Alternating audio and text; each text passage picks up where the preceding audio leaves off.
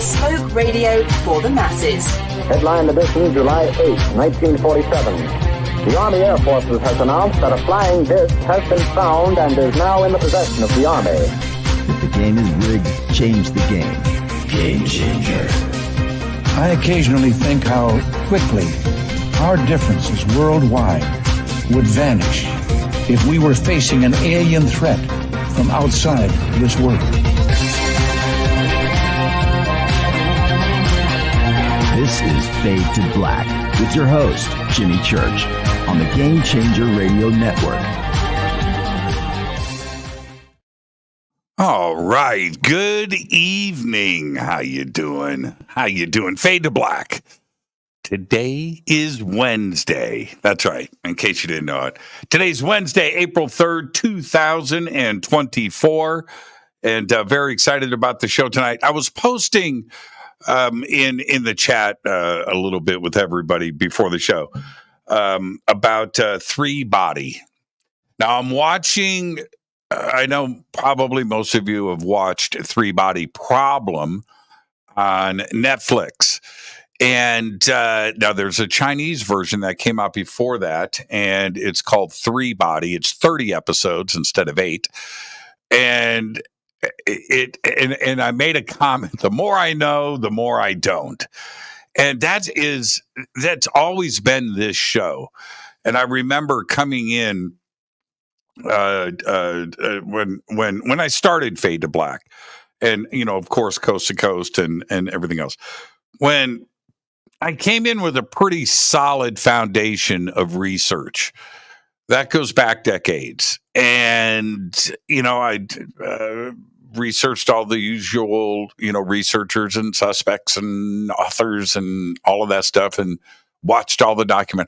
And I felt pretty solid. And here I am, a decade later, with all of this, the questions and the answers and the travel and the research and everything that I've done in the books and everything, where and you go and you see something like the TV show Three Body. I haven't read the books. And you really do kind of back up a little bit and kind of analyze what you have collected over the years. What is it that you have learned? What are the new questions that you have? How do you feel different? Does the world feel different to you?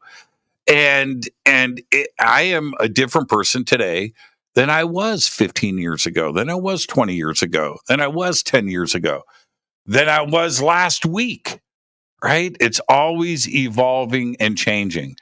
And that's where I am. So tonight, Bob Frissell is with us, and we're going to be discussing all of this and much more.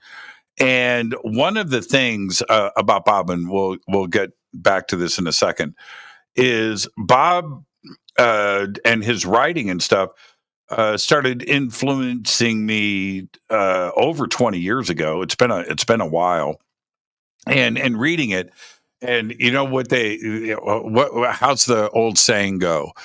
Don't judge a book by its cover. Well, you can also say don't buy a book for its cover, but that's why I bought Bob's book. We'll get to that in a second. And it was part of the changes that I am constantly going through. All right? Just constantly going through. And the universe, and I've said it before, Three Body, the universe will wink at you. It's up to you to respond, to see it, to understand it. And I'll give you an example. All right? Now, this happened today. I got new tires put on my Jeep. I'm at the tire store, and I'm at the counter talking with the manager, and I'm watching them, put the tires on my Jeep. It's happening really fast. And this lady walks in, and a little short, spunky. And she comes in, and I'm going to say she was younger than me, probably 50, or so. And she steps up to the counter And she says, this is the universe giving me a gift, but you have to see it and understand it. So this is what happens. She says, I need 4 tires. They're completely bald, but I can only afford 2. So replace the 2 baldest tires. And she said, I'm a school teacher, and I can't swing 4 today, but I'll take 2. And she said, can you do it while I wait? And I'm looking out the window and I'm hearing this. There's the gift. That's the gift. Now I'm standing there. Now, obviously, right?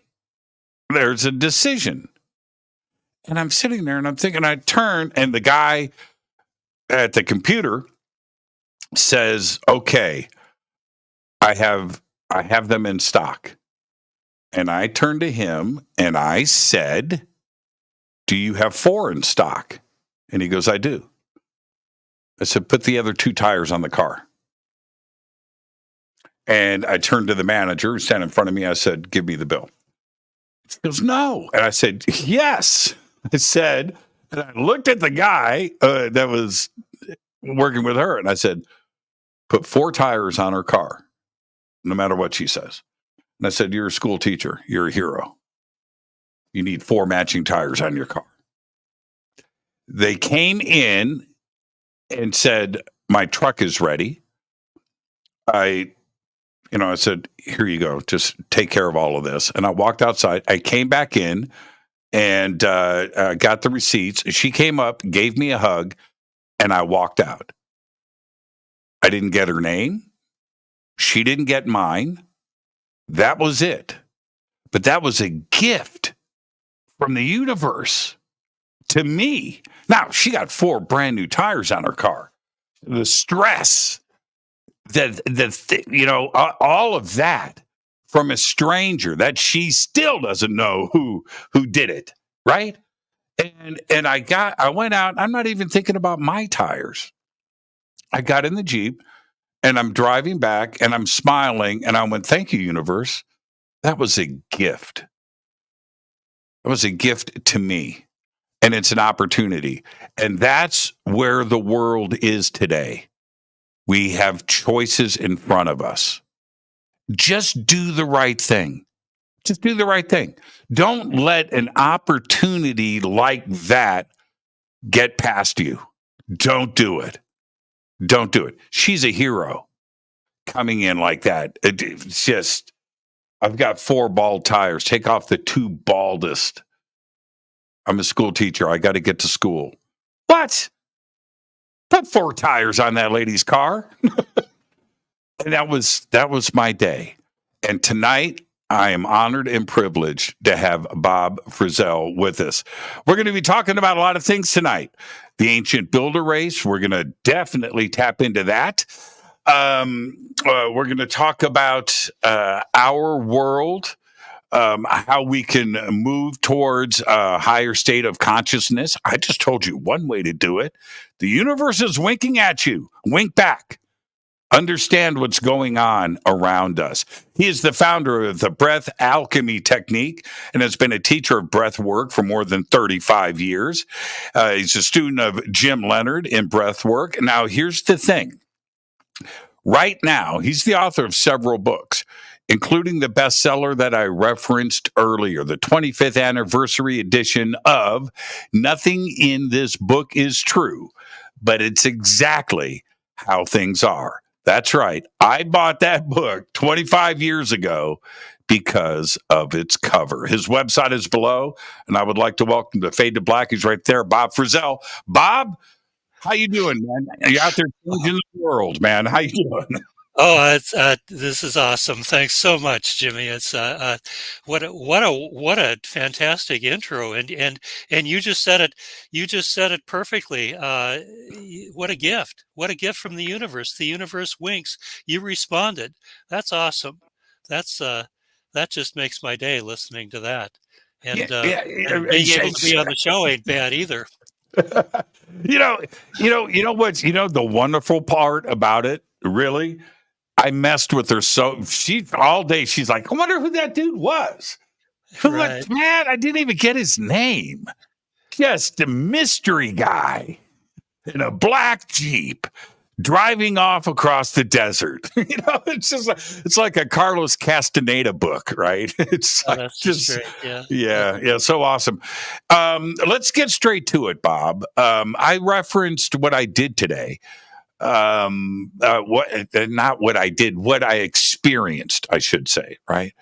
And the world really, it's always in flux, right? It always is. There's always chaos going on, but there is a real change happening today, isn't there? There is a great awakening, and I make the case for it in both of my books. Uh, it's uh, it's not an illusory great awakening that's happening. I can dig a little bit deeper here and perhaps nail it down a bit more. Uh, you you've shared some pretty interesting stories about where you live and all of that before we went on the air, and so you can probably hear me talking about the secret space program. And did I just say secret space? I did. And just to frame that a little bit, I'll just say that there's a two-tier technology system, at least two tiers. Well, probably three tiers. There's the technology that we know about, and then there's the real stuff that's hidden behind the scenes. And so I make the case in the book, and I've been researching this ever since about 1990, the whole issue of the secret space program. I first heard it from the whistleblower, a guy by the name of Bill Cooper. Probably heard of him. He's been around the block. Well, when he was still alive anyway. Uh, he wrote the underground bestseller. What is it called? Behold a Pale Horse. But well before that, or at least a year or two before that, I heard him on well, it was a video of a talk that he gave at MUFON, I believe it was, where he just really spilled the beans about what he knew about the two-tiered technology system, about the secret space program. And to me, that was just absolutely fascinating. And so I just picked it up from there because it was so fascinating to me, and just decided to run with it and just go wherever it led me. Well, that was 1990, and this is 2024, so some time has passed, and I've been able to research it on a much deeper level, and come across some whistleblowers who really seem to know what they're talking about. Perhaps the most credible of all of them was a guy named William Tompkins. Now, William Tompkins in 2015 was 93 years old. And he put out a book called Selected by Extraterrestrials, where he goes into all of this stuff. He goes into it on various interviews that he's given also. Sorry to say that William Tompkins is no longer with us. He died shortly after there. I don't know if it was an accident or what, but he said he was authorized to spill this material. So he, amongst other people, many others, in fact, have come forth with the details on the secret space program. Now, what they say in particular with regard to this great awakening is that there's a galactic superwave. Now, that's a good name for it. A galactic superwave that is, you might say, invading our solar system, and in fact has been for some time. But it's getting right down to the quick of things right now, where what we're being given, Jimmy, is an opportunity to wake up. Those who heed the call, and really, you hit it on the nose when you said put on four tires, because the shift that we need to make is away from service to self to service to others, service to the greater good. I'm going to just throw something out for the moment, and perhaps we can come back and fine tune it later. But I will suggest that you and I are a perfectly functioning hologram of the one creator. And within us is the ability to create the entire universe, because the universe is a hologram. Everything it is just a fractal of the one original photon. So just throwing that out, we might talk about Right. No, you're not wrong with that. Let's kind of stay right there for a second. All right. I had Billy Carson on the show last night, and that's actually the title of his new book. It's not out yet, right? They're taking pre-orders. The fractal holographic universe, right? And how to escape the matrix, right? Or I think I might have gotten the subtitle wrong. But if we back up and back up and back up, we have in time, we have two different situations going on.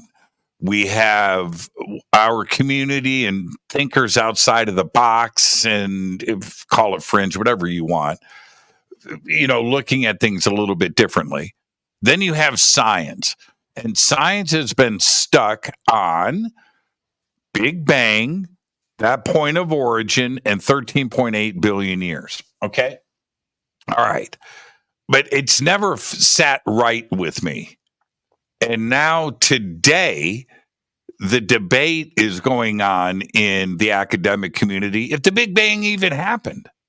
And what was that origin point, and what really happened? Or has it just been an infinity and a fractal goes both directions forever, right? Yeah, So that's no Big Bang. No Big Bang. Yeah, right. And that's the part where, for me, because I've always thought about this, it doesn't sit right with me. Now, the physicists out there, the theoretical physicists, quantum, astro, whichever field of expertise they're in, are all arguing. And why? Because they're looking at the data, and they've been stuck on the dogma. But now it's like the people in our community are going, well, now science is wrong. Are they about to, jump over into our playpen? Maybe, but that origin point isn't there. I think that is something that was theorized, but no, I just don't believe that to be true now. Yeah, I couldn't agree more. So, with regard to the Big Bang fallacy, I discovered, way back in the early 90s, a series of books called The Law of One. And what the Law of One is, now you mentioned the ancient builder race. The Law of One is absolutely the ancient builder race, because it goes back 2.6 billion years when the people on Venus at that point had their ascension. 2.6 billion years ago, there was only 38 million inhabitants on Venus. Evidently, the living conditions were just a bit harsher than here on Earth. But with that said, 38 million inhabitants, and Venus 2.6 billion years ago went from third to fourth density, or third to fourth dimension, if you prefer. And at that time, about 6.5 million of them made it into the higher worlds. The rest of them who did not make it, the other 32 million, they were taken care of. We can get into that a bit later. But the ancient builder race is the Law of One. It's a collective consciousness. It's a six-dimensional consciousness. It's referred to as Ra, but Ra is the ancient builder race. And so what they come out with and say is that the universe, not only is it holographic, but it's just a dream. It's an illusion. All there is, the only thing that's real out there, Jimmy, is identity. And that is the identity of the one creator. And as I said earlier, you and I are perfectly functioning holograms of the one creator. And it just goes up from there. We're what the Law of One would call sub-logos, and which is another word for the infinite creator. It also means love. And it just it goes up from there. The planets are called a sub-logos, perfectly functioning holograms of the one creator. The galaxy is called the logos, and goes up from there to the infinite creator itself, which is all there is, and all there all there only is. And so what it says is that at one point, way back when, who knows when, all there was intelligent infinity. But intelligent infinity doesn't really have any reference points. So what it did is it created intelligent energy. And now you can begin to go to town, and intelligent energy did just that. And in creating the universe, what it did was it created the original photon. And everything else is just a series of fractals, a series of rotations off of that. And I've shown it geometrically in both of my books. It's using sacred geometry. You can use that as a language to talk about anything. And it works really well to use it as a language to talk about the holographic nature of the universe, because that's the reality. So they can have their Big Bang theory, and life is here's the thing, Jimmy. What we need to realize is that because all there is, the only thing that's real out there, everything else is just an illusion, just a dream. Everything is just a perfectly functioning hologram of the one creator. That's all there is. And so you and I live on a planet that hasn't really accepted that. And that's an understatement by far. Hopefully I don't make any understatements any lower than that one tonight. But what I mean is that we live on a planet that has become its mind, totally mental, and at the expense of our connection to source. So if you want the experience of being connected to, a perfectly functioning hologram of the one creator, you have to begin to realize that living out of the conceptual reactive mind, first of all, it doesn't connect dots to see wholeness. It looks out at a world and sees separation. It sees you and I as individuals, separation and cut off from the whole, and nothing could be further from the truth. And the biggest problem is that it separates us from what can give us the experience of the oneness of all, and that's the heartfelt connection to source through what I like to call the higher self. It's only available in the present moment, but the reactive mind does not know the present moment because it sees the present through the eyes of the past, through the unresolved emotional and, in many cases, physical abusive issues that most people, in fact, are still at the effect of. So there is a great shift, a great awakening going on. And I've given some of the real keys here. The whole thing about everything being a hologram of the whole, and the nature of the shift that you and I need to make is a function of moving out of our reactive mind and restoring it back to its rightful role as a faithful servant to our consciousness. It was never, ever intended to be our master, but we made it our master. Because we live on a planet that has fallen so far into the abyss that we just don't know any better. But higher life forms most certainly do. And they know that the present moment is all there is.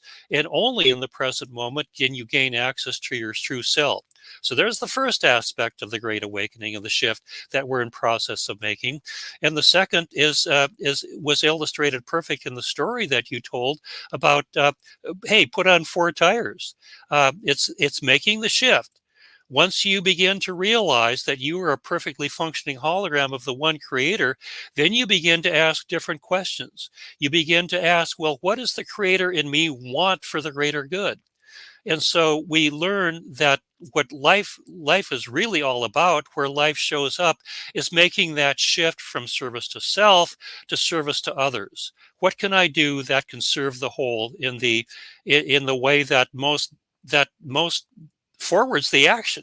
And forwarding the action is forwarding the Great Awakening that's going on, so we can get on with it. And so we can live life as though it was intended to live. And then we can create the critical mass necessary to shift this planet into 4D, just like Venus did 2.6 billion years ago. So now I would modify that. So this is what I would do. I talk about this all the time, Bob, and please take this the right way. Don't take it the wrong way. Is this? I would modify it just a little bit. Service to others instead of service to self. Yeah, of course. All right. But I would modify it. And I think it's more about just do the right thing. You have two decisions in front of you. Doing the right thing is hard. Doing the wrong thing is easy. It's easy. Not doing your homework, that's easy, right? Doing your homework is hard. Doing the speed limit is hard. Breaking the speed limit is easy, right? And we know this. So if you always do the right thing, there's more work, but you know that you're doing the right thing. But here's the addendum to that. All right? Because if you do it that way, you're always of service to others. But don't forget about yourself. Don't get lost in the madness. It's okay to I own a Harley, Bob. Okay? I can see. I didn't buy that for somebody else. I see your I bought shirt. that thing. Yeah. I bought it for me. And I bought it so I can go out and cleanse my mind and achieve Zen and meditate while writing by myself. And I work hard and I do the, don't forget about yourself either. Well said. It's okay, but just don't get lost in the madness of just helping and being and this and that. And that. Man, don't forget about yourself. It's okay. It's okay to go home, watch a cheap movie, and eat a bucket of ice cream. If that's what you want to do, right? You understand what I'm saying?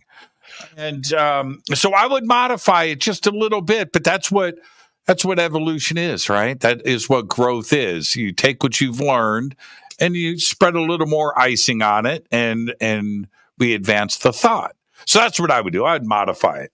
So Well said, Jimmy. Well said. Yeah. Well said. I couldn't agree more. It's you said it well. Yeah. What I'm referring to when I'm speaking of the distinction between service to self and service to others, absolutely, it's inclusive of what you just said there. You've got to take care of yourself, because if you don't, you got nothing to give. If your cup is empty, what do you have to offer? So absolutely, it begins there. And then and only then can you truly begin to be of service to others. But what I'm referring to is that service to self, my definition of it would be that you're out to take advantage of others. You're out to screw them over in one way or another at your gain, good for me and bad for you. Now, the law of one and the universe itself says they're not going to punish you for doing that, but there's an enormous amount of karmic buildup that it's going to take you many, many, many lifetimes on a 3D world in order to work through to get you to the point where you could even be considered to be ascension ready. So, yeah, service to others absolutely is inclusive of your expanded definition. So we are on the same page, and I just we are.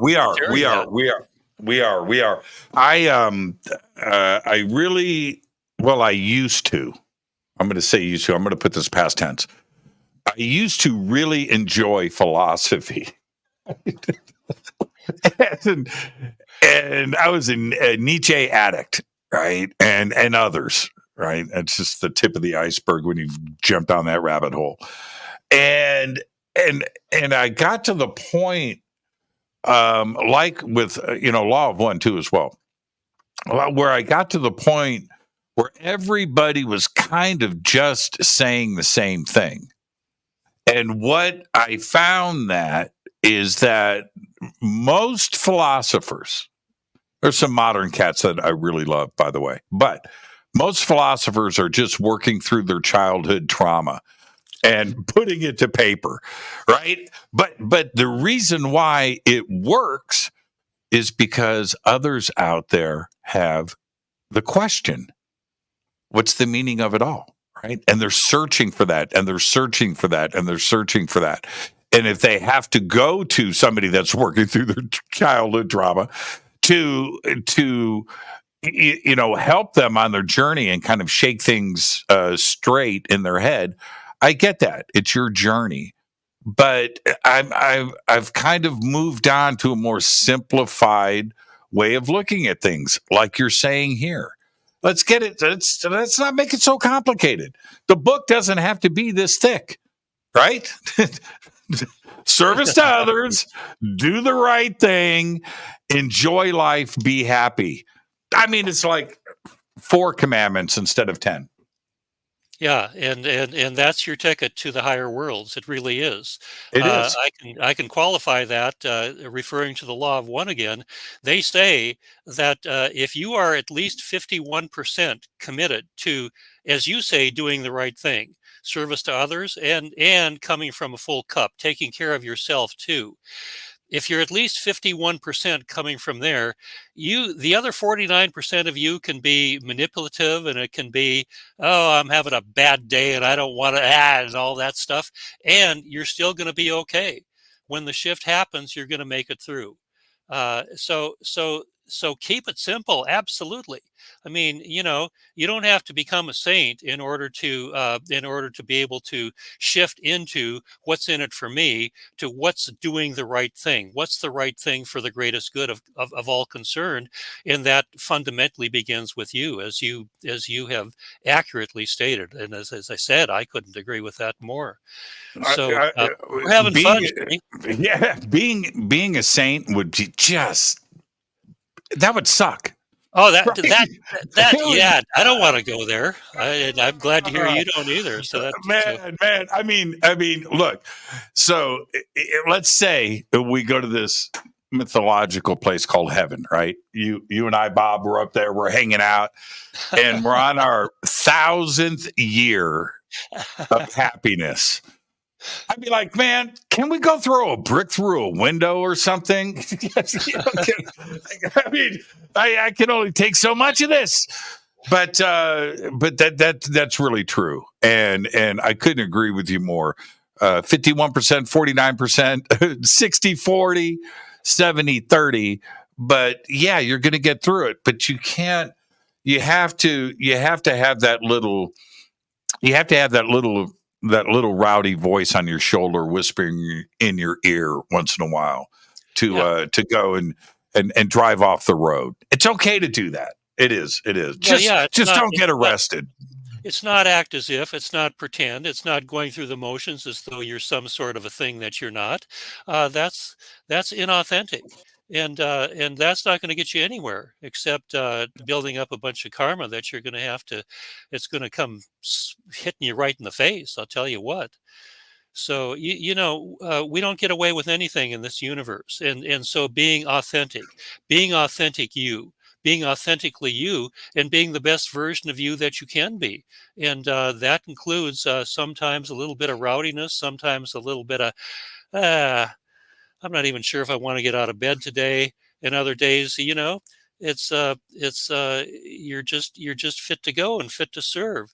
But it's you and I as individuals, individually and collectively, we need to be authentic. It's not going through the motions. It's not acting as if. Now, why do you think? Okay, let's. I want to talk about consciousness a little bit, and we'll do that more later on in the show too. I keep going back and referencing Brian Greene's new book, and I do it because of researchers like yourself. You say something that it's actually very, very, very significant. That in the end, what's left? Thought and consciousness. Right? That's it. The reality and everything else around us. Well, you're going to hang on to this for so long, but in the end, what's really there? Well, in Brian, and one would say, right, that it's a connected consciousness. That's what's left. And yes, and Brian Greene in his new book, now he's an amazing physicist. He's a very smart guy, but he also stays in his lane, right? But in his last chapter of Till the End of Time, he says, when it's all over and the last photon burns out, the last particle breaks across, 1,000 trillion years in the future, he says, all that is going to be left is thought. And now you read that paragraph. What's Brian really trying to say here? Because he's an atheist physicist, non-spiritual, no free will thinking, scientists. That's the way they operate, right?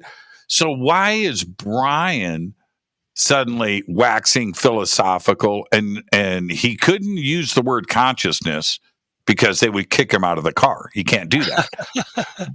But he said thought. I thought, what an interesting statement coming from Brian, because that's what we have been over here yelling about forever. Do you think that Brian was trying to say consciousness without, you know what I mean, getting kicked off the team? Hard to say, but I think you might be onto something there. I don't know. I haven't read the book. I've never even heard of the guy up until hearing you talking about him right now. So there's just not a whole lot that I can say about that. I like to keep it simple and keep focusing on what I know that I can talk about.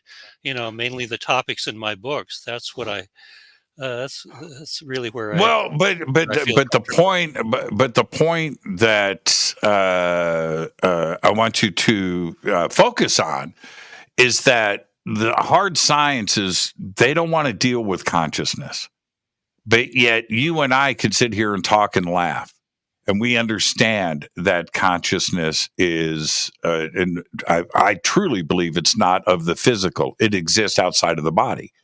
And it is everywhere. But that's not the way science wants to deal with this.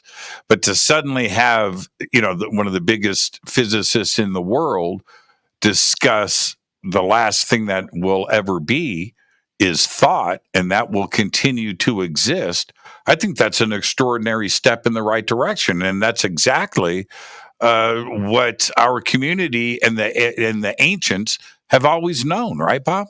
Yeah, right. Yeah, well, I hear what you're saying, and I think you're onto something there. Yeah. Mm-hmm. Now, let's swing back for a second. And you said the original photon. That's a pretty dramatic line. The original photon. If there's a multiverse, if there are other universes outside of our own, which is what science is trying to tell us today too, as well, sounds like science fiction, but is the same intelligence doing the same thing there? Is there an original photon everywhere from that same intelligence that goes back to infinity? Well, it gets almost beyond the point to where you can even conceive of it. But all there is one spirit, one consciousness moving through all of the reality. No matter how many universes there may or may not be, there's still that one infinite creator, that one infinite spirit that moves through all of us and through all of us. And so here again, all the great spiritual teachings just are very, very clear that you and I are not separate from the whole. Quite to the contrary, we are the whole. There is nothing, absolutely nothing, existing outside of the whole. It's all. That's all there is. And yeah, consciousness is one of my favorite terms. I'm sorry, I'm not a scientist. So be it. Okay, so if we back up, where even if we look at the hard timeline, where we have a calendar right now, today is what's today? April 5th, April 3rd. April 3rd. It's my kitty's birthday. Oh, is it really? Yeah, right on. Alfie Happy Nelson, birthday. they're 7 years old today. So if we back up with the calendar that we have, we can look at certain dates and go back centuries, 2 centuries, and go back a millennia and 2000. But there is an obvious extension that goes beyond our modern section of the timeline, which I would say, let's just go with 2,000 years from year zero. From like Cleopatra and Jesus, right, to now, that's 2,000 years. That's a blip on the radar on the age of infinity, right? It's nothing. But we now know factually that there were things going on way deep in history, and we're uncovering those, and everything is taught. So if everything is taught, that means these ancient megalithic sites that go back 10, 15, 20, 30, 40, 50,000 years, somebody taught them about astronomy and engineering and consciousness and spiritual. These ideas were handed down and taught. How far back does it go? Yeah, good question. How far back does it go? Well, let me put it this way. There is a 25,920 year cycle. Some people call it the Great Year. Some people call it the precession of the equinoxes. But whatever you call it, it very much is related to what's going on here, not only on Earth, but throughout, well, probably throughout all the planets, throughout all of the cosmos. And so it's times where great changes are very likely to occur. The law of one has a very clear understanding of this 25,920 year cycle. They say that typically a planet such as ours, a third density, a third dimensional planet, will go through 3 of these 25,000 year cycles. And at the end of the cycle, which, by the way, it ended for us on December 21st, 2012. But at the end of the first 25,920 year cycle, they say that typically about 40% of the planet, third dimensional planet, ascends into the 4th dimension. Then they go on to say that those who did not make it into the 4th dimension, they're taken care of. There's no problem there. They're either able to remain on their 3rd density planet, or if it's no longer habitable, they're taken to another 3rd density planet where they can live out the drama and work through their karma until they get to the point to where they are ascension ready. Now, they go on to say that at the end of the second 25,920 year cycle, that most of the leftovers who did not make it the first time around are going to make it through this time. And at the end of the third 25,920 year cycle, the very few who were left over, they're all going to be quote unquote harvested this time, which is the term used in the Law of One. It's a biblical quote from the book of Matthew. But interestingly enough, if you look here at planet Earth, if you go back, well, let's just round it off to 26,000 years. 3 of those cycles is about 78,000 years. And nobody from planet Earth ascended. That's pretty weird. And in the end of the second cycle, only 157 ascended, and they all became ascended masters and stayed with the earth. Now here we are at the end of the third cycle, which ended, as I suggested, on December 21st, 2012. And the question is, what's going to happen here? And so to dig a little bit deeper on this great awakening that's going on, and this cosmic dust cloud that's coming into our solar system and impacting everybody, literally forcing us to either wake up and deal with our karma, or be consumed by it. So the question is, what's going to happen this time? And that's where I spend a whole lot of time in my books, just digging into looking deeply at that question. So there's at least 78,000 years of history right there. What happened before that, I can't really say. I've heard from other sources that we human beings have been around for a little over 200,000 years. So that would certainly imply that there was a planet Earth here in some form, in some way or another, beyond that. You said it earlier, whether we were talking before we went on or at the beginning of the show, basically, the more I know I don't know. And so for me personally, as I suggested earlier, I've been researching this deeply since 1990, some of it as early as 1979 and onward and upward. But that is absolutely a true statement for me. So yeah, I've learned a lot. And bottom line, the more I know I don't know.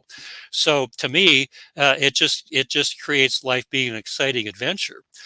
More than ample reason to get out of bed tomorrow morning, because there's just so much more to explore. There's another book to write, and I have to dig deeper and find out for myself. That's why I write books, because I'm deeply interested in the topics. I wouldn't write about anything unless it would just, you know, just a joyful event for me to do the research and look into it and dig it and just come out and see what I can create with it. So don't know if that answers your question, Jimmy, but It does. It does. Possible to answer your question. That was so well said. And when I was 21, in a matter of it didn't take long. It was like in about a week, I had a bunch of things that were just dropped on me from different directions, from different people and different books and stuff. And it altered my view of the world, but I took it all the wrong way. Today, it's not that kind of party. I can deal with stuff because I know everything is screwed up and I know nothing. But back then, 21 years old, it's all new to you, right? Well, anyway, I didn't leave my bedroom for 2 weeks. I questioned everything. I was just like, what? And when I finally came out, and I had a friend of mine, her name was Lala. If I didn't have her to get me through this and talk me through it. But when I finally stepped out of the doors, like Plato's cave, right? It's like I came out and I'm looking at the world differently. Yeah. Just, it was like, I need to accept that everything I have been taught and everything that I know is just simply wrong. And I need to go through life now looking at it that way. That's it. Let's just go and chase. Don't believe anything. Just go and figure it out for yourself. And I think that's the change that we're going through right now on this planet. Oh yeah, absolutely. William Tompkins said it, and it just really, well, I mean, he just said what I already knew, and that is that you and I, individually and collectively, have been lied to in just about every conceivable way possible. There ain't much out there of anybody who's telling the truth. And that's a pretty profound statement. But William Tompkins was a guy who had been around the block many times, and I think that he understood exactly what he was saying when he said that, and I'm in total agreement with that. Yeah. Well, but staying on this though. Because if we look at the 25,920 year cycle of time, when we can understand that today, we have a certain level of the ability to understand and to accept something. All right. Okay. I get that. So now we understand the concept of 25,920 years. But what messes with this number is if we just push this back, it goes deep into the last ice age. And we go before that, and we go through these cycles. How is it possible without technology to measure to even know what a 25,920 year cycle was? Well, the ancients knew. The ancients knew. That's the only. That's it. Because if we accept today, right, where, well, how did they get it done? Well, they put a stick in the ground and they watched the shadow every day. And then they taught their son how to do it. And then they would teach us. And eventually they just got these numbers together. Dude, stop with that. That's not how it. No, I don't accept that. To have the knowledge of a 25,920 year cycle, not one, not two, but three, That's almost 100,000 years. That knowledge came from somewhere else. That didn't come from some cave dwelling hunter-gatherer with a club in his hand. Oh yeah. Well, let's consider the possibility that the universe. Are we alone? I mean, one most ridiculous statement that, of course, we're not alone. The universe is teeming with planets that are alive, and most of them are far more conscious and aware than we are. So we have been visited by ET races like forever, since the beginning of the time, and they've had an absolute and direct influence on our evolution, including right here up to the very present moment. We are being visited by many ET races right here, right now. And just for example, who built the Great Pyramid? The Japanese, in the recent past, tried to build one. I think it was about a third of the size of the Great Pyramid in Giza, using modern day technology, and they could not do it. With our modern day technology, they couldn't begin to duplicate what was constructed flawlessly and perfectly down to a single atom of perfection. So who did that? And don't tell me it was the accepted version. That's nothing but William Tompkins says you and I have been lied to in just about every conceivable way possible. So just throw that out and then the Sphinx. Who did that? So the ET influence is you can't begin to get the picture of what's going on until you expand to include that. And if anybody out there, I don't think any of your audience still thinks that we're all alone. We're all there is. But there's plenty of people out there who probably do, who have probably never even considered it. And that's just part of the great wake-up call. That's just part of the great awakening that's happening, because the veils are being lifted. And when the veils are lifted, we get exposed to the truth. And the lies, they can exist as long as they're still in the shadows of darkness. But what the increased vibratory rate coming into this planet is doing is exposing the darkness. It's exposing the lies, and people are waking up in that way. Now it's interesting what you said when you were 20 years. You didn't leave your room in 2 weeks.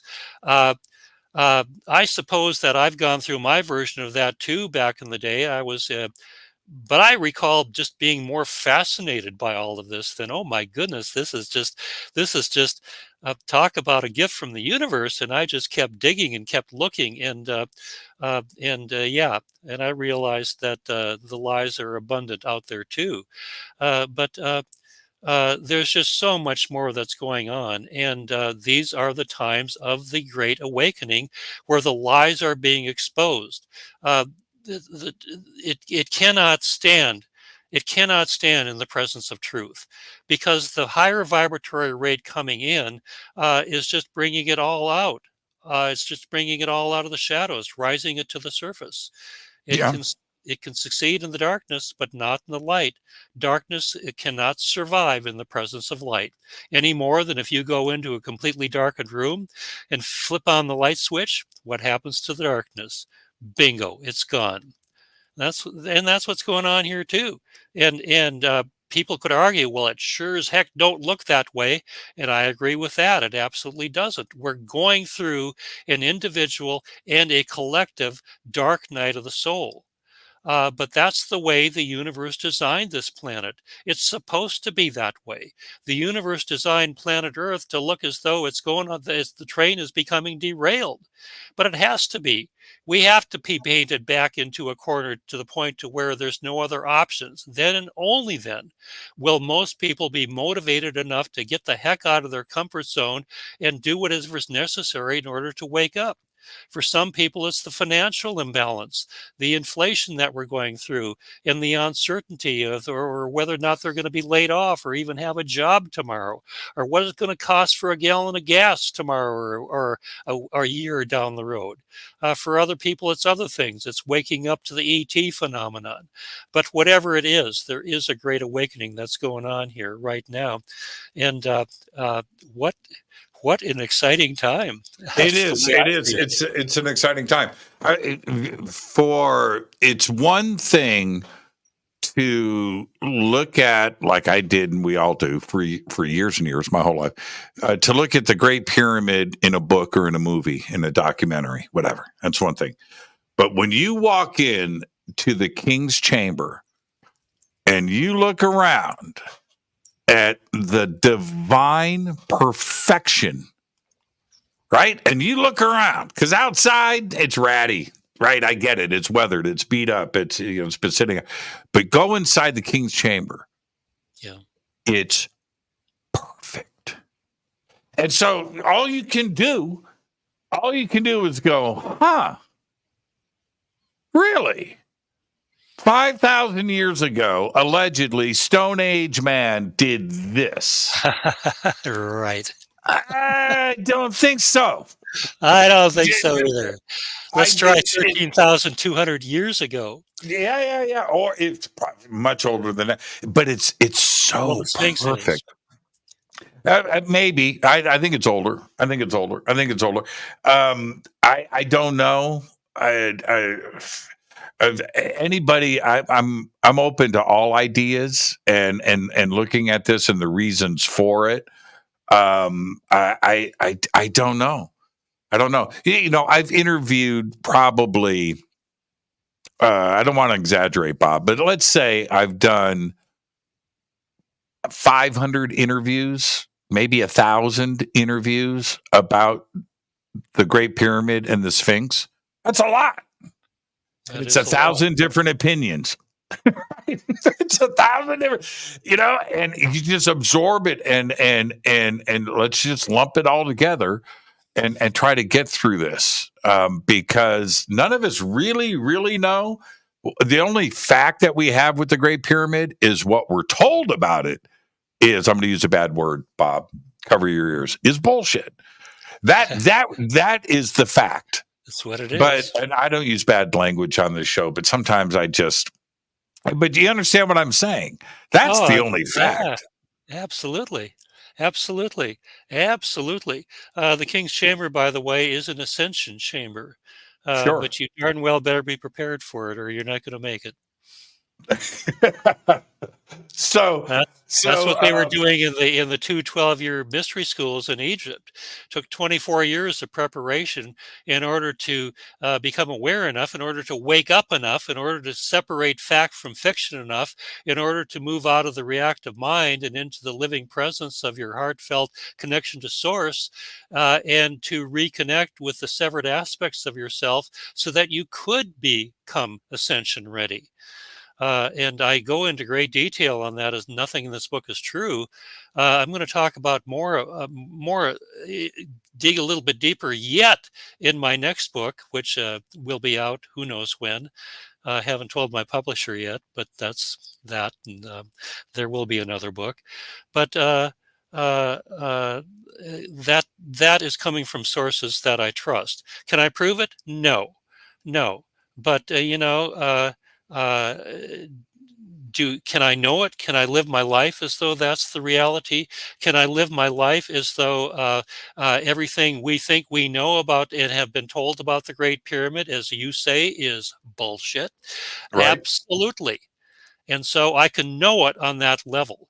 And you can live your life by in being in harmony with the greater truths. And in so doing, your life is going to take off. Or you can be stuck in the false belief that the whole thing was built by slave labor in ramps. And come on, give me another. Yeah, right. So we're going to take a break here, but I'm going to make you laugh real quick. I've never for the last hour. I've never told this story. All right, and there's reasons why I haven't told the story. And I have to kind of clean it up a little bit because I don't want anybody to get in trouble. Oh, man, I can't tell the story. Should I? Well, you know what? Screw it. Okay. Yeah. So you better not. I'm at the Great Pyramid, and we have it to ourselves all night, right? And So I turned to everybody, and so that let's say we had it to ourselves. How many of you were there? 80. There's 80 of us. So let's say, I can't say specifically who. I don't want to get anybody in trouble, but a person in a position of authority on the plateau says, okay, here's the rules. No photography, no video inside of the king's chamber. Okay? Don't get in the box. He's talking about the sarcophagus, the box, right? Right. And behave. All right, those are the rules. You guys have this whole thing to yourself. Are we all in agreement? And we said yes. And then I turned to him and everybody else. I said, okay, now look, give me 20 minutes. I'm going in by myself. Let me get up there. I'm going to do some things. In 20 minutes, everybody do your thing. But I need 20 minutes in the king's chamber. So I turn around and I go in and I'm alone in the Great Pyramid. How cool is that, right? So I go up. And I go in the king's chamber. And I get in the box. And I'm shooting video. Right? Yeah, Jimmy. Yep. And I lay down in the box. Okay, I'm not going to get into details, but then I sit up and I got my camera, my cell phone, right, and I pan around the room and I go like this, and dude is standing right there. The guy that told me not to get in the box and film, and I'm filming him from inside the box. And I climb out. I go, dude, I'm so sorry. And he goes, man, what did I just say? He goes, I do not want to see that on Facebook. You won't. And he hasn't. And I'm like, man, yeah. That is the universe. Now, what did we talk about at the beginning, Bob? Yeah. You got a decision, the right thing, the wrong thing. Yeah. The wrong thing is easy. And that's what I did. I did the wrong thing. I did. And man, I got busted. Hand in the cookie jar, just like this. It's just like that. Oh, geez. You got caught. Hand in the cookie jar for sure. Nobody will ever see that video. Ever. No. Technically, I was never in the box. That's it. It's like Schrodinger's cat. Okay, so technically you were not in the box, but you said you were in the box for 20 minutes? Allegedly. Allegedly, yeah. I was the only person in there, so nobody knows, right? So you know. Well, unless you were there observing, then I was never even in the king's chamber. Oh, right? That's a good It's point. like Schrodinger's cat. It's the holographic universe. Bob, let's take our break right here. We'll be back right after this. Bob Frissell's joining us. We're talking about, well, you know what? Consciousness, the ancient builder race. Who are we and why are we here? More with Bob after this short break. Stay with us.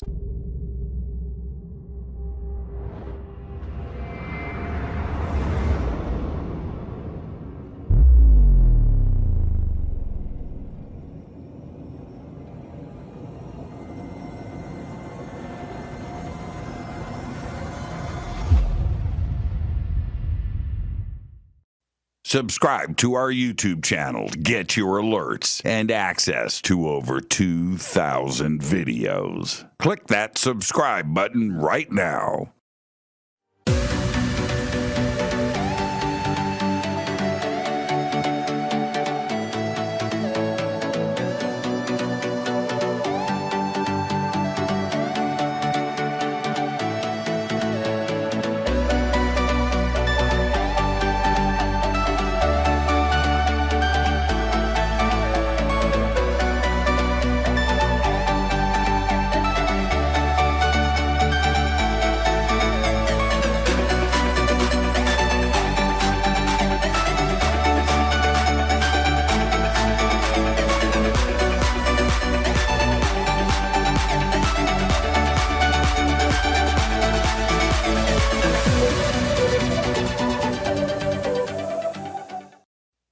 to jimmychurchradio.com and get the Fade to Black official podcast. 2,000 episodes, all of them commercial free for just $2 a month.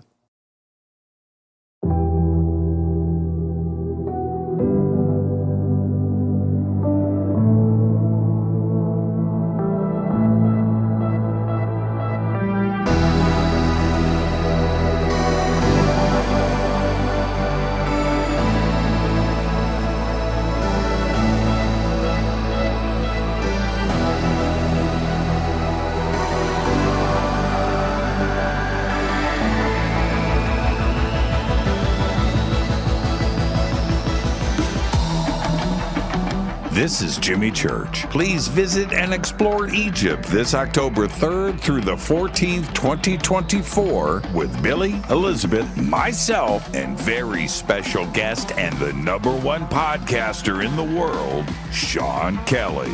It's simple to do. Just go to forbiddenknowledge.com and click on upcoming tours, or click on the link below. We'll see you there. Watch Into the Vortex on Gaia TV. It's Fade to Black for the screen. Simple to do. Go to Gaia.com, search Jimmy Church, or click on the link below.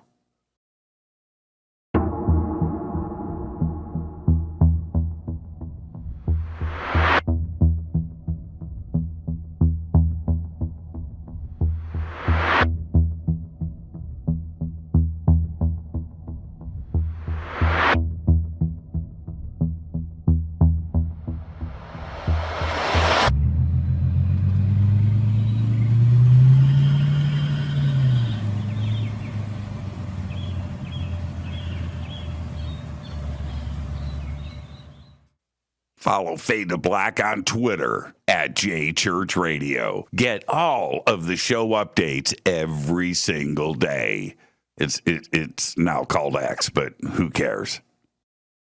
How you doing? Jimmy Church here. Special announcement. Get your Fade to Black T-shirts. That's right. Help support the show. Help support everything that we do over here. We've got 2 T-shirts. We've got 2 ways to get them. And right now, if you get a Game Changer membership for a limited time, you will get Fade to Black Blend coffee with your Game Changer membership. That's right. We have 2 T-shirts. We have the original, the classic Fade to Black T-shirt. You know you want one. Post a picture, send it to us. We'll put it in our Fade to Black gallery. And we've got the new official Fade to Black T-shirt drawn by Michael Oming. 2 T-shirts, 2 ways to get them. Get yours today. Everything is in stock. Everything gets autographed. Everything includes shipping. And you're going to get a tracking number. And with a Game Changer membership, you get an email to me. You get unlimited commercial-free downloads of the show. Those are uploaded every single night after the show to the website. So don't delay. Get your Fade to Black T-shirt today. Go Backley Tappy. Go to jimmychurchradio.com and become a Fadernaut. Get a membership. That's right. Everything is commercial free. You have access to downloads, and you get to call yourself a Fadernaut. River Moon Coffee, makers of the Fade to Black blend. Truly the best coffee on planet Earth. Just visit rivermoonwellness.com or their Amazon store. It's all simple to do. You can check out the Fade to Black blend, the Game Changer blend, or any of their Black Moon Wellness products. It's the only coffee I drink. It is the best, and it's Doc. Again, rivermoonwellness.com.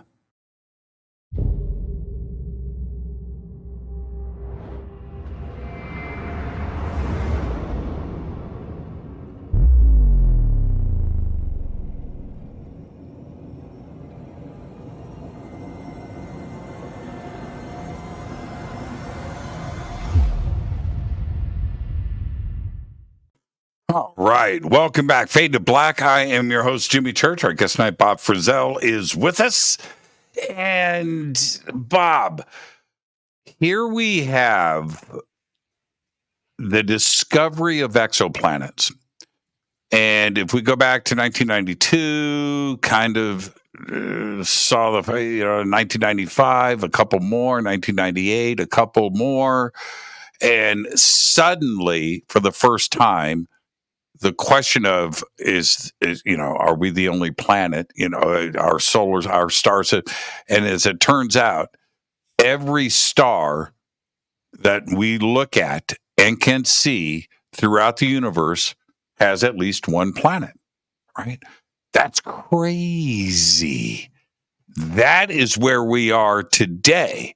Now, the question is, how much life is out there? And it's a numbers game. It's got to be a lot. How much life is out there in the universe?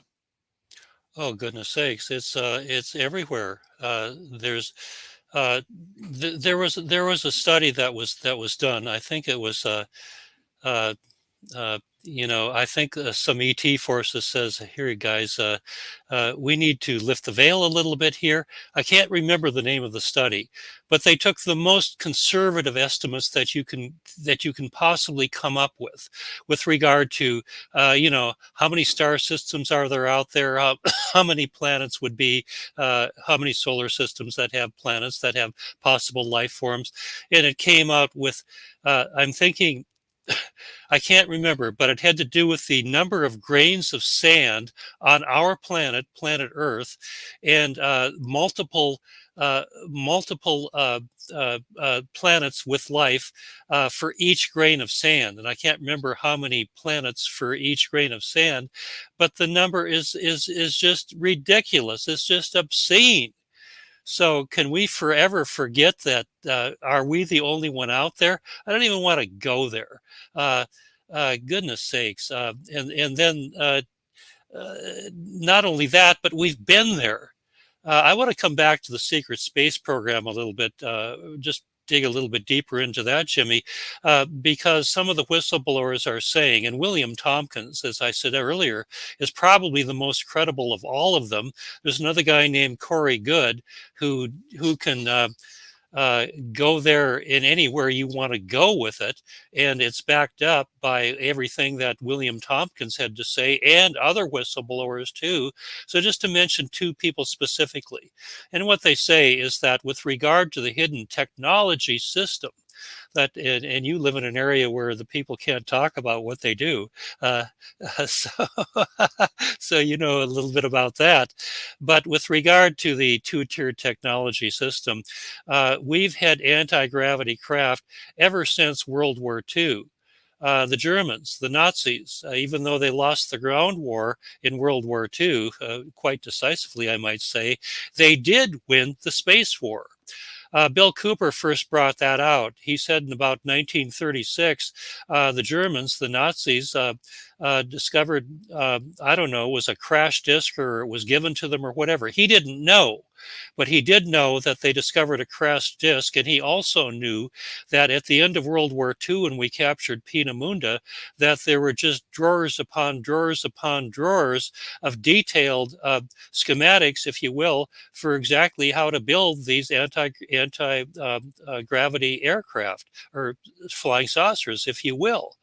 So to cut to the quick on this, we've been all throughout not only our galaxy, but there are whistleblowers who tell us that it's not just this galaxy.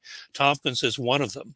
One other whistleblower in particular talked about the fact that in 20 minutes through warp-derived technology, you can be right on the edge of the Andromeda galaxy and in contact with, I think he said, 8 planets that have life forms that, interestingly enough, that are humanoid.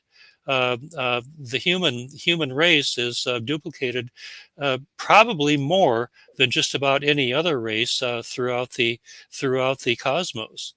So let's put that in our pipe and smoke it, and just consider the expanded possibilities and how that has been able to stay hidden in the wraps, and how the veils are being lifted. They can't keep it under wraps for much longer. It's got to come out, and it is coming out. But there is when okay, so we have this secret space program moniker. Okay. All right. Okay. So we have that. I get that. And I know, and I understand what it implies.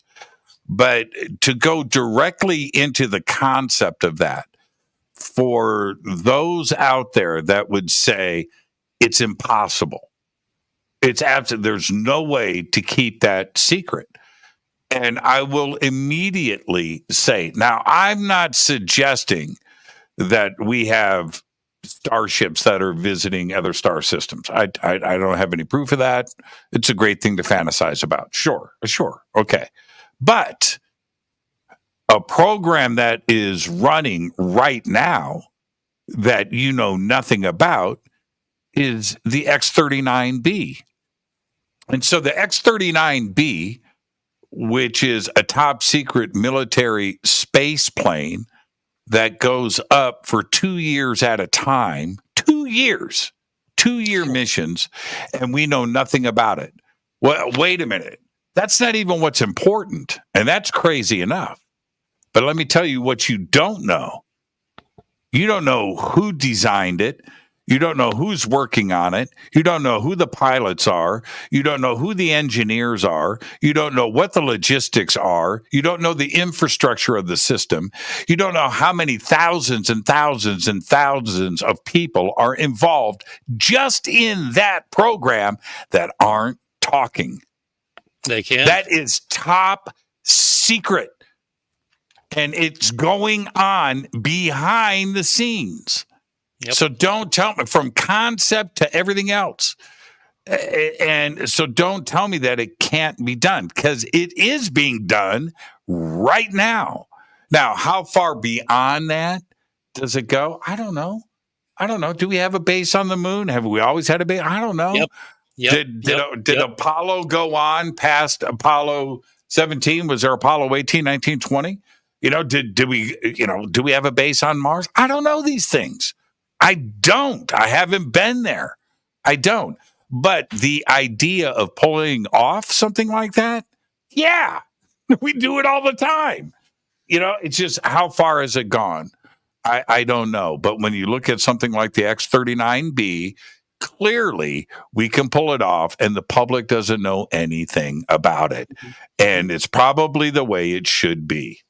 Now, as far as contact with ET, that's a whole nother situation altogether. Do you think that our government is in contact? Not about knowledge of UFOs. That goes on. They obviously know that.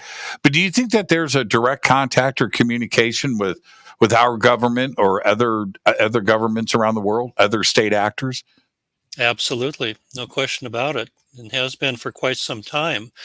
Let's just go back a ways.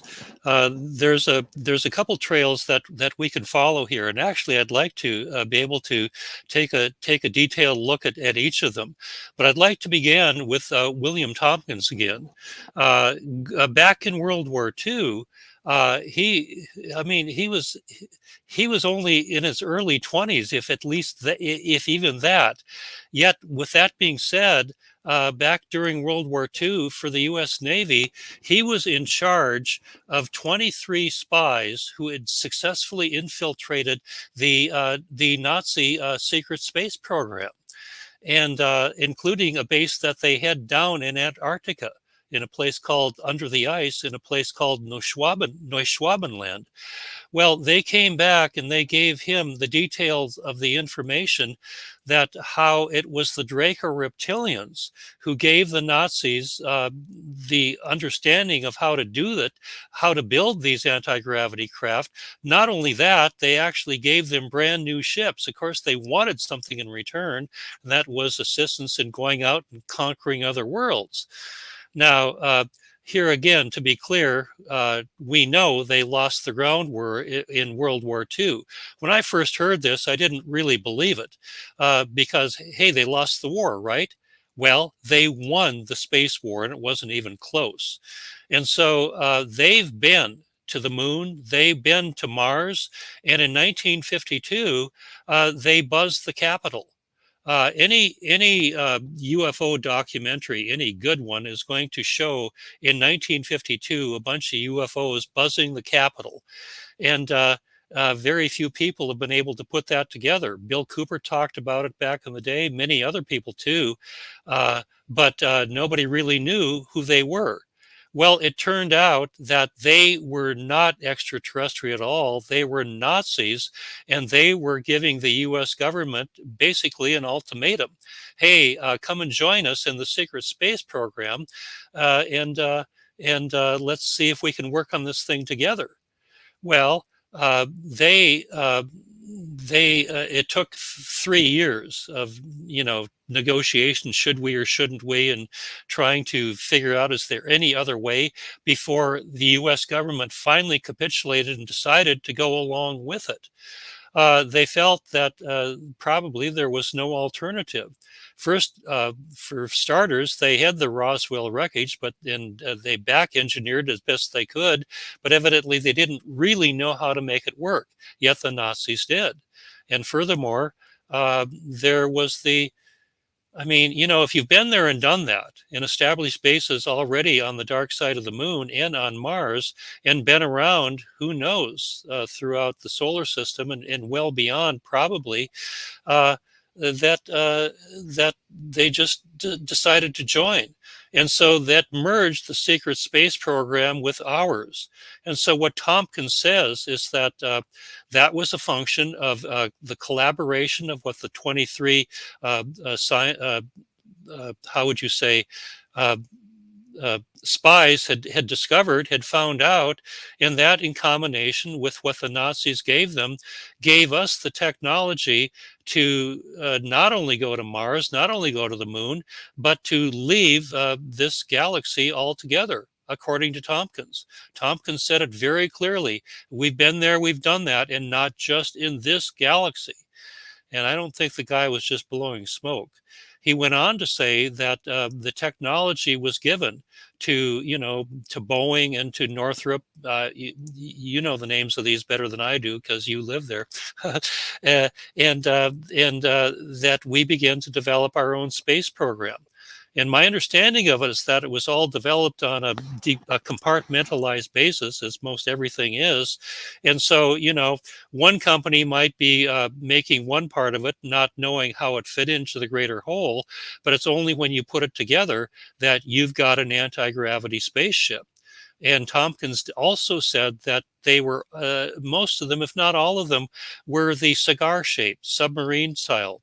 And that's really how it all began with us, and that was way back in the day. How far have we come since then? Now, so that's where I'm coming from with all of this. Sure. And with this, now I've interviewed Tompkins, and it was pretty enlightening, by the way. But here's where I'm at with that. If we take the knowledge of different witnesses, this goes back 70 years. You can go back to George Van Tassel and Giant Rock and all of that. So if we go back and if you think about that, that's 1950. We're in 2024, right? So that's 75 years ago that people have been coming forward and talking about this. But today, when you have somebody like David Grush appear in Congress in front of a subcommittee and takes an oath, right, and then spills the beans like he did, which is, yes, we've got crash retrievals, we've got a backwards engineering program, we also have the pilots, right? Now, wait a minute here. We've crossed the line. It's one thing to have knowledge brought forward about the government and what they know about UFOs. And if we are making contact to somebody from the government to step up in front of Congress under oath and make these kinds of statements. And the world didn't freak out, Bob. The world did not lose their mind. Yeah. You would have Well, we're not going to thought. freak out when the truth comes out. Yeah. The times are too accelerated. It's we're well beyond that, and I don't think that was bottom line the real reason for the cover up in the first place. I think that if you start exposing, if you go back, like you say, the 1950s, could be 50s, 60s, and 70s, and start telling the truth about the anti-gravity craft that we do have and have had for some time. Okay, what about free energy? Well, Nikola Tesla tried to bring that forth back in the early 20th century, and J.P. Morgan says, well, I'll let you know when I'm ready. We still aren't ready for that. So if you're going to open it up in one area with regard to anti-gravity craft, what about why are we paying outrageous electric bills when there's free energy all over the place? Why are we driving around in internal combustion engines when there's hovercrafts? The technology is absolutely available to us, or at least in the interim. How about hydrogen-based cars? Let's take this EV, electrical vehicle nonsense, and realize that it's just a total scam. Could never possibly work. Well, that's exactly. But that's the dilemma. That's the problem. That's a good one. That's you've been lying for all those years. How the hell do you all of a sudden start telling the truth? There's too many beans that's going to get spilled. Right. That said, it is coming out. We would ask all those obvious questions, and for the right reasons too, as well. The reason, for me, that we didn't freak out is because we just kind of understand now the universe is a really, really, really big place. It's really big. So of course there's life out there. So why should I be shocked? And I'm talking about every person that is out there. That's the way they kind of looked at it, and that's okay. The other part, though, is you mean you could have been heating my kids' schools this entire time, right? You mean we could have been farming and distributing food and feeding the masses this entire time, and you didn't tell us? That's the issue, and that's a big dilemma. And I can understand. Dark forces on this planet who have been controlling things behind the scenes for quite some time. But as I suggested earlier, with the enormous increase in the vibratory rate, it's literally fourth dimensional, higher dimensional energy that's coming in. It's the energy of compassion. It's the energy of creativity. It's the energy of source. It's the energy of joyfulness and inner peace.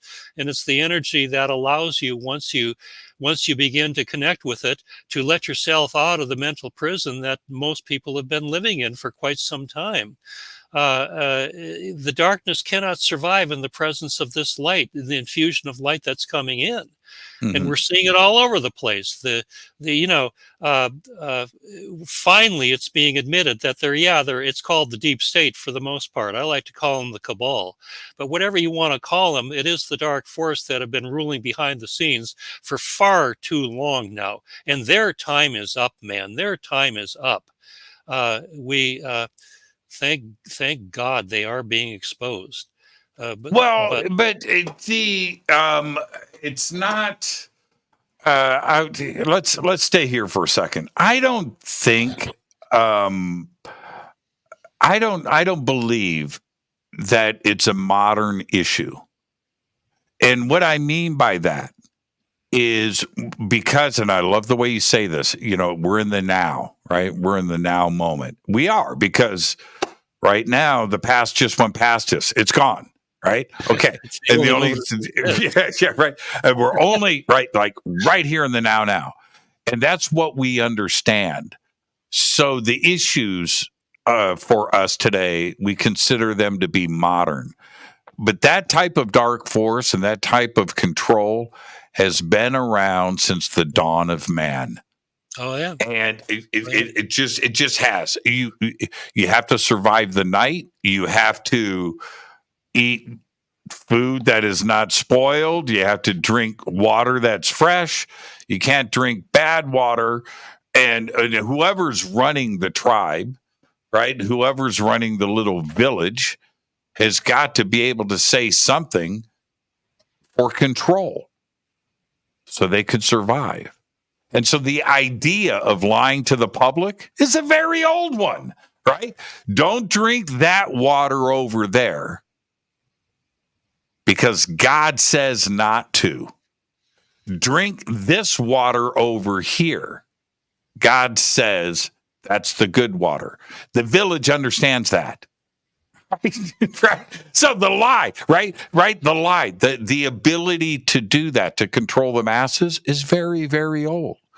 And it's very structured. They know how to do it. It's been fine-tuned. But now we're at a point where we share knowledge. We talk. We're learning, and we know that this part of control is over. Right? We're done with it. I think that the world is a much smarter place. We are. We're at the edge of enlightenment. We're right there. We're taking a peek. It's the Great Awakening, Jimmy. In my book, Catching the Ascension Wave, and this is directly out of the Law of One, where they say that way back in the beginning, all there was unity. Everybody on every planet was in direct connection with the fact that they were a perfectly functioning hologram of the whole. And you would think, well, wow, that would be fantastic. That would be great. But they go on to say, no, it was a disaster. It didn't work. Because people were acting like spoiled rich kids, just lying around lifetime, eon after eon, and just no motivation, no desire to improve themselves. Nobody was ascending. The universe wasn't working. And so it was decided, I guess, by the one infinite creator that, hey, we better do something here.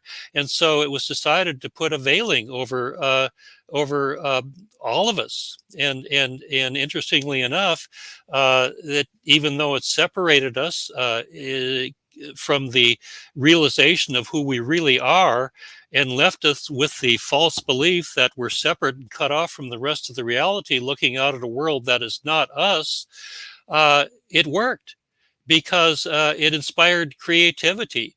People got out of their comfort zone and they decided, maybe it's time to move ahead and start doing things. And bottom line, people started ascending again. But the other additional factor is that it allowed for negativity. And so in the bigger picture of things, negativity has a sacred purpose. It's allowed to exist because it's actually a timing agent. I mean, we're so locked in to our polarized minds that is in continual state of judgment, seeing good and evil, that it doesn't see the forest for the trees or the trees for the forest, whichever way you want to go with that. We don't see the bigger picture because we can't when we're locked into judgment. We see separation. But in the bigger picture of things, timing is everything. So what I mean specifically is that the forces of light do everything they can to bring us along as quickly and to bring us into the light as quickly and as swiftly as possible. But that's balanced, as it really needs to be, by the forces of darkness who do everything they can to keep us stuck in fear and limitation and hoard the sacred knowledge for themselves. What better way to control a population than to keep them in fear, to keep them in their reptilian brain where you're in fight or flight, and to hoard the sacred knowledge for yourself? But the thing is, here again, in the bigger context, the whole thing serves a sacred purpose because they're just two opposite ends of the poles of the same thing, and they're working together, serving as timing agents. So timing is everything. The baby needs to be born at 9 months, not 15, not 3. And in the bigger scheme of things, everything is unfolding as it should. Like I suggested earlier, the universe was designed to make planet Earth look as though the train is becoming derailed. That's the way it's supposed to work. That's the darkness doing its job of waking us up. So we get to the point to where we don't need them anymore. And we're right at the edge of that right now. It's being exposed like never before. And all I say to that is hallelujah. These are extremely exciting times. If you can just look beyond the level of chaos and begin to see the big picture. We're exactly where we need to be. Things are unfolding exactly as they need to. There are no accidents. Not in the greater scheme of things. There are no accidents. Everything is just well. But what do we do? Okay, so there's no positive without a negative, right? So let's say we achieve enlightenment and happiness and the bliss that I talk about every day. Go and achieve your bliss and find your meaning, right? Okay, I get all of that. What if we get there? Why? I can tell you the result. We become fat blobs. Just like in the very beginning. Yeah, right. And that's, you need to be careful what you ask for. You have to have a plan in place, Yeah, right? plan. And what are you going to, are you going to be creative forever? Well, that sounds pretty fun, but you still have to do stuff. You still have to, you still have to be active. Too many will succumb to entertainment or couch potato or watching or video or some other alternate reality of escapism. You know what I mean? And that's that. I think that's the other part of this is that we need to get there, but we need to have a plan for after that. I mean, what is the meaning of life? Well, okay, let's get there, but we have to have a plan of action after that. There is, I think there's two scenarios, Bob. I want you to pick one. We have the shock of being told that there was an ancient advanced civilization here on Earth 1 million years ago. That we already went through this once. That's pretty heavy. I think the world would freak out. Or, number two, E.T. comes and lands in Los Angeles, and that reality hits. So, which one freaks out the world? What chunk of knowledge, what gift would cause us to lose our mind more? And I would say, finding out that we've been lied to about our own past is a bigger shock to the system. And we can accept ET. We can deal with that. Right? But that's I think we've got both of these happening at the same time. Yeah, absolutely. This is the Great Awakening. Yeah. It's a shock to people when they find out that they've been lied to in just about every conceivable way, that what they thought they knew as reality doesn't have a hoot to do with what's really going on. But I'll tell you what, there are no accidents. And with regard to where we're going, now, you make a very interesting point that just reminded me of going way back to the beginning when nobody was ascending because everybody was acting like they were entitled. So, but here's the thing, Jimmy, and that is that there's other worlds right here, other dimensional realities. They're all occupying the very space in which you and I are sitting right now, and they're separated only by wavelength, that in a 90-degree shift and being able to change your conscious wavelength. Well, it's just a fundamental law of the universe that third dimensional planets do not remain 3D forever. At a certain point in their evolution, the planet is going to ascend. The law of one points out that at a certain point, when the solar flash hits and the earth changes hit, that the planet no longer becomes useful. They call it an inconvenience. And that's putting it mildly, when the planet is buried under 40 to 400 feet of rock as a result of the solar flash. So you can't stay here forever. And at a certain point, you have to either ascend into the fourth dimension or being transported by other ET races, the Greys amongst others, to another third dimensional planet where you can work out your karma for how many lifetimes it takes in order to become ascension ready.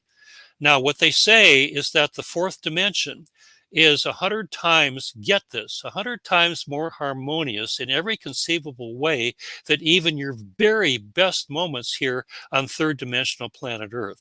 So you can imagine 100 times more joyful, 100 times more creative, 100 times more inspirational, 100 times more, you name it. So how's that all going to play out? I don't know. I haven't been there in this lifetime yet, but I'm planning on getting there when the ascension happens. And I think you're going to make it too, as long as you're 51% committed to doing the right thing, which I know you are. You're going to join us, and we're going to find out just what it's like to be in the higher worlds. And so you're saying exciting. that Van Halen is going to sound 100 times better? Yeah, I mean, it just Right. blows the mind to even imagine it. But then they Right. go on to say that as exciting as that might sound, 100 times more harmonious in every conceivable way, it's Right. still only fourth dimension. There's fifth, there's sixth, and there's seventh before you. The ancient builder race, for example, they're six density beings. And so, speaking of been there and done that, and having been around the block so many times, that you have a level of awareness that we can't even begin to conceive of. In this, okay. Let me ask you a direct question, and Yeah. I don't want to sound too naive here. In this fourth dimension, fifth, sixth, seventh, right? But let's go with fourth. Now let's go to the fourth first. Are we still in our meat suits? There's reference to the ascension in at least 35 different cultures, not only through the teachings of Jesus, but I'll tell you what, the Hindus have it, certainly the Native Americans have it in their spiritual traditions, the Druids have it, the Celtics have it, and you can just go on and on with that. And so what they say, and this came from a book by the name a guy back in the 50s, an author by the name of George Hunt Williamson. You mentioned what's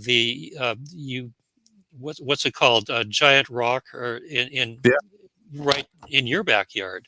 Yep. There were UFO conferences going on back in the 1950s, typical attendance being about 5,000. And so George Hunt Williamson was a big name back in the day. Perhaps his best known book is called what the heck is it called? Talk about going brain dead at the wrong time.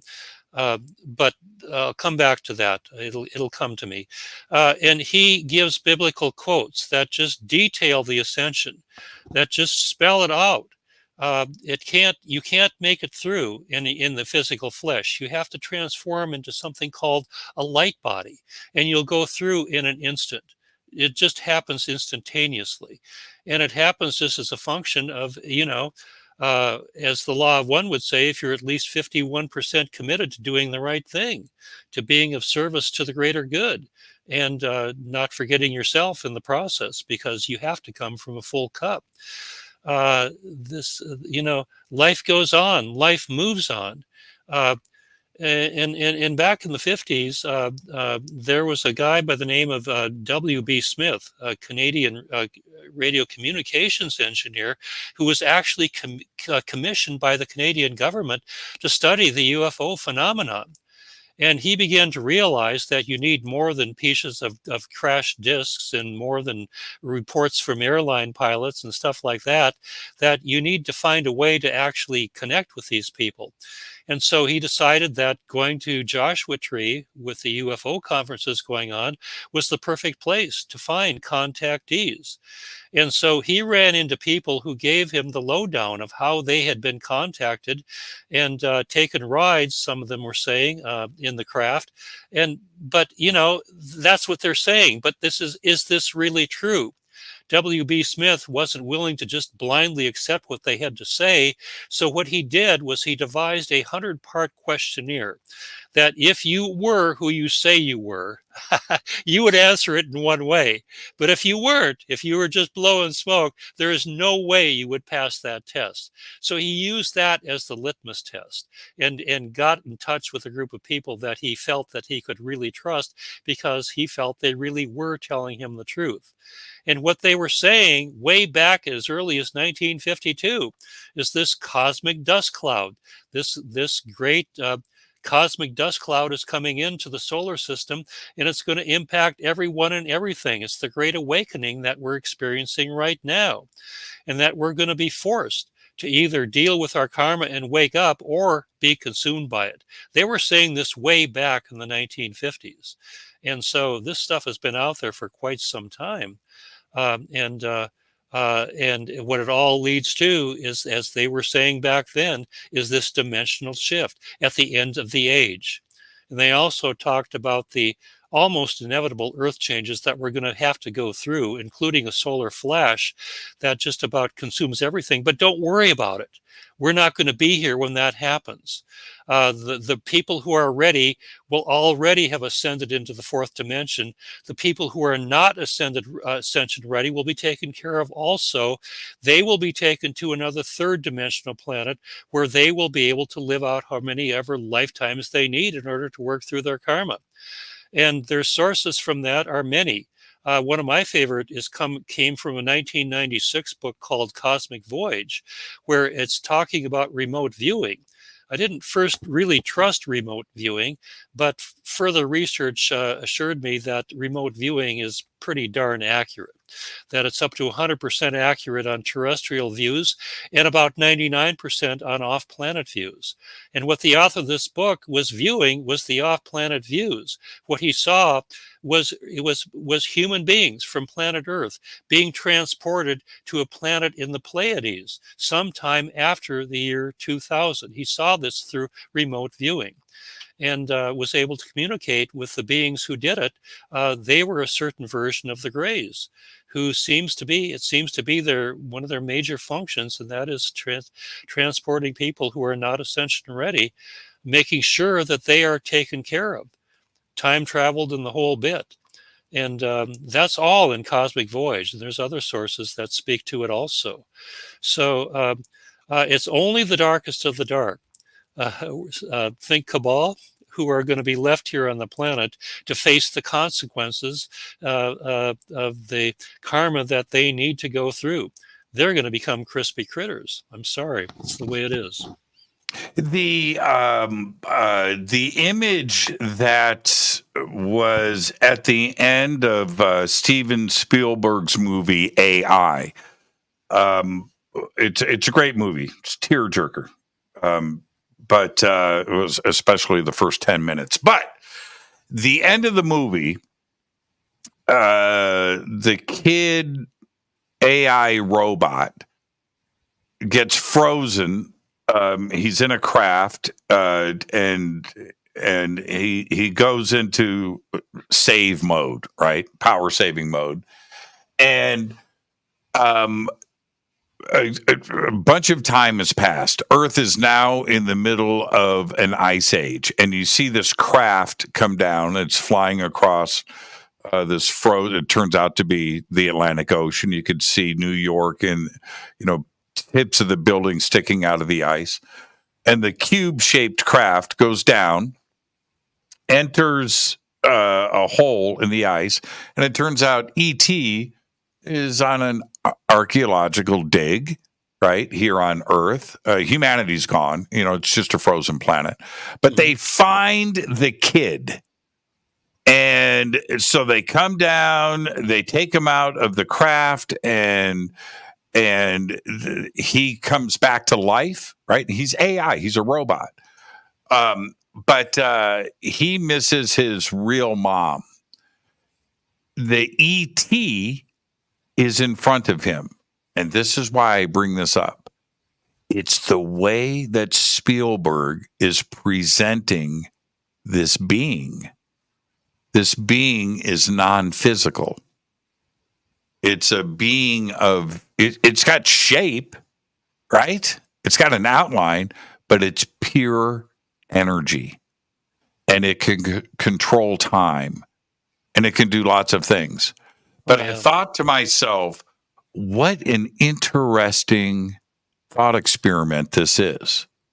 Will we eventually evolve into that? Mm-hmm. Because this is a waste, right? This is a waste for a lot. It's a waste. It's got a time limit on it, right? It's got Well, a it's timer on useful. it. It's useful for the moment, though. I mean, what the heck? I'm Right, not going to right, take right, it right right, right. away. Well, we get to do this for sure. That's pretty cool. But you know what I mean? That Yeah. and that image that was there, the first thing that comes to mind is, what did Steven Spielberg really know? But the second part of it is, I don't think it's creativity here. I don't think it's artistic license. I think that we will eventually have to evolve into that, because this just only works for so long and has so many issues with it, and that you would evolve into this presentation at the end of the movie AI. Well, I don't know about the AI bit, but I do know that once ascending into the fourth dimension, you're going to be immortal. You'll never again have a break in memory. And whatever that light body is going to be like, you can keep it for as long as you want to, and leave it when it's useful to do so, because there's always a higher world to ascend into when the time is right. And like I said, it's 100 times more harmonious than life here at even your best moments on third dimension, but it's still only fourth dimension. There's fifth, there's sixth, and there's seventh. And at some point, you evolve into pure consciousness, into pure light. You don't need the body anymore. And what we would consider to be impossible, time travel just for one, I mean, that's child's play. Once you evolve to the point to where it's even understood how to do it here on this planet. In fact, we've done it. Now, I let clear up something here. This ascension, does it happen individually, like one at a time? Like I could go upstairs in my house and I could do my own ascension, and my neighbors across the street will never know where I went to? Or does it all happen at the same time? Or does it all happen at the same time? Yeah, it's a function of the planet reaching critical mass. A function of the inhabitants of the planet first reaching critical mass, becoming lit from within, I like to say it. So the same thing can happen to the planet, and it can reach critical mass and go through the ascension process. Like I said, this planet Earth on the third dimension is not going to be habitable for very much longer. If you believe the timeline of the Great Pyramid, which has been pretty darn accurate, I mean, in terms of saying just exactly about the world wars and the invention of the printing press and other major events like that, the timeline of the Great Pyramid would suggest that the ascension of the planet into fourth dimension is most likely going to happen around 2029 or 2030. Now, I don't even know if I should have put that out, because it kind of boxes you in, and I don't want to do that, because what if it doesn't happen then? It's not to say it's not going to happen. It just is maybe the Great Pyramid got something wrong, or we've evolved to the point to where something else is going to happen. But at some point, Jimmy, this planet will reach critical mass. We're very close to it right now, and it will ascend and become fourth dimensional. It's not to say the third dimensional still won't be here. It will, but it's going to be buried as a result of the solar flash under somewhere between 40 and 400 feet of rock. You can take a look at Venus as an example. They went through their ascension 2.6 billion years ago. And so on the third dimension aspect of Venus, the average temperature is 847 degrees Fahrenheit, just a little bit more than just a hot day. The humidity is probably pretty horrendous too, not to mention the sulfuric acid in the atmosphere is so thick that you can't even see the planetary surface from here. But on the fourth dimension, Venus is alive and well. And it's populated by the most conscious race in our solar system. They're called the Hathors. They're benevolent. They're pure love. They're pure consciousness. They do have bodies, though, because in the fourth dimension you still will have a body. But they're just children compared to the ancient builder race, which is sixth dimensional. And we can't even begin to imagine what that might be like. So life goes on, life evolves. There's many different layers, there's many different levels of it. And and it just continues to be an exciting adventure. And I will say some way, somehow, and your point is well taken about we get to where we're in full living awareness of who we are. What's the incentive to grow and to learn? That was the problem we had way back in the beginning. But life figures out a way to keep on going, to keep on growing, to keep the excitement level going, so that you will have the necessary motivation at the right time to evolve and transform and become fifth dimensional. So I don't know. It's like we've said earlier, the more you know you don't know. Right. And that's certainly true for me. Right. So I don't know how that's all going to play out. Just that I need like 3 things though in the fourth dimension, or I'm not going. All right. I need answers about good food. I need answers about playing guitar. Fourth dimension. See, I don't want to go. I'm not giving up deep dish pizza, man. Okay. Then just be 51% conniving and a rat, and be 49% service to others. And don't worry, you won't go. You go to another third dimensional planet where you can eat all the pizza you want. I like pizza too. Yeah. It's a concern of mine. Can I play guitar in the fourth dimension? Do I got to give that up? I ask this question a lot because I think it's a really, really big deal. If ET, comes down, lands up in Sonoma at your place and says, Bob, come on, do you get on board?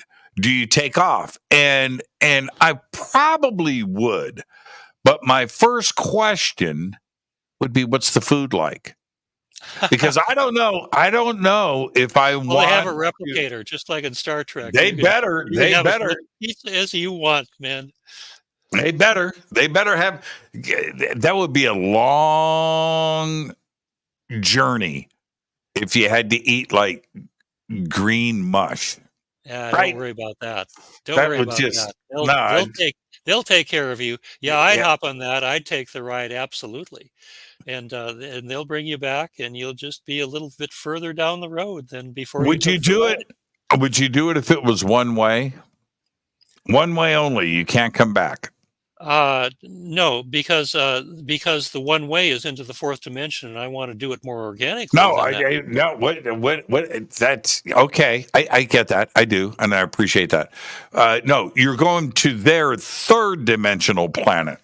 No way. One way. You wouldn't do that? You wouldn't do it? No, it's got to be a round trip. I ain't going. It's got to be. Yeah, I'm with you on that, Bob. We're on the same page.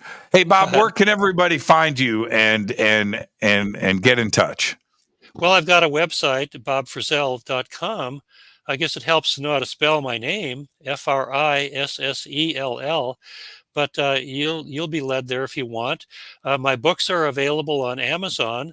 The 25th anniversary edition of Nothing in This Book is True, but it's exactly how things are. The book that you bought because of the title. I hope you got something out of it more than the title. And my newer book called Catching the Ascension Wave. They're both available on Amazon and other places too, local bookstores. But take your pick. I think they're a great read. And the reason I think they're a great read is because it just absolutely captured my fantasy, my imagination. It made getting up in the morning to write and to dig deeper in it just a totally exciting adventure. And that's the only thing I'm willing to write about. So the books have certainly captured my attention. And I think that, the most common phrase I get from people who have read it is that I just couldn't put it down. Well, I'm sorry. That's the way I wrote it. That's it. That's the way it's supposed to be, a page turner. Bob Frissell, thank you so much. I look forward to our next conversation. Tonight was perfect. Thank you so much, my friend. Thank you so much. What an awesome 2 hours. I wouldn't have. Oh, this was great. Thank you so much. Just awesome. We'll do it again soon. Yeah, thank you, Bob. Thank you. And I look forward to your book when it comes out. Bob Frissell. Now, everybody, Bob's links are below. Okay, very simple to do. And we've got them up on our website and also throughout social media. What a great, fun, and amazing night here on Fade to Black. Thank you, Bob. Fade to Black is produced by Hilton J. Palm, Renee Newman, and Michelle Freed. Thank you, John Aside. Dex was hanging out again tonight. Thank you, Bill. Webmaster is Drew the Geek. Music, Doug Aldrich. Intro, Spaceboy. SpaceboyMusic.com. Fade to Black is produced by KJCR for the Game Changer Network, and this broadcast is owned and copyrighted 2024 by Fade to Black and the Game Changer Network, Inc. It cannot be rebroadcast, downloaded, copied, or used anywhere in the known universe without written permission from Fade to Black or the Game Changer Network. I'm your host, Jimmy Church. Tomorrow night, right here, John Malora is with us. We're going to be talking about ETs in ancient literature and Christian ufology. That's right. All of that and more tomorrow night with John Malora. I'm your host, Jimmy Church. Until then, I've just got one thing to say. Go Beckley Teppy.